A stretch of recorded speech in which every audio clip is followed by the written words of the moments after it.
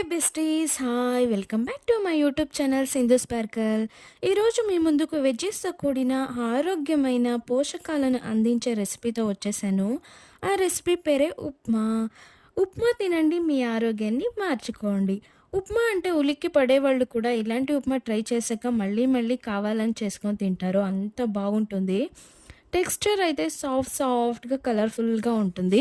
తినేటప్పుడు అప్పుడప్పుడు నోటికి వెజిటేబుల్స్ తగులుతుంటే వారేవా లైఫ్లో ఒక్కసారైనా ఉప్మా తినాలి అనిపించేంత టేస్టీగా కూడా ఉంటుంది.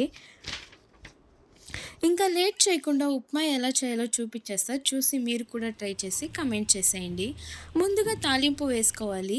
తాలింపుకు కావాల్సిన పదార్థాలు 2 టేబుల్ స్పూన్ ఆయిల్, నూనె, ఆవాలు, మినపప్పు, శనగపప్పు, కరివేపాకు వేసి బ్రౌన్ కలర్ వచ్చేదాకా ఫ్రై చేసుకోవాలి.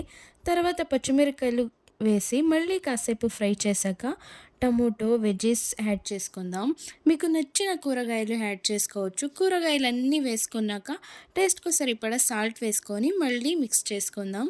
మిక్స్ చేశాక ఓ 5 మినిట్స్ లో ఫ్లేమ్‌లో పెట్టి కుక్ చేసుకోవాలి. కూరగాయలన్నీ బాగా ఉడికాక సాఫ్ట్ అయ్యాక 1 గ్లాస్ రవ్వకి 3 గ్లాస్ వాటర్ సరిపోతుంది. నేను ఇక్కడ 1 గ్లాస్ రవ్వ తీసుకుంటున్నాను. కూరగాయలు ఉడికిన తర్వాత వాటర్ పోసుకుందాం.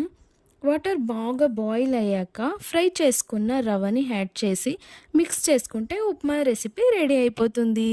ఇంకా tasty upma ready.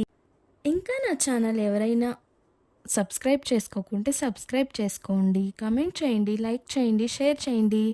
Thank you so much.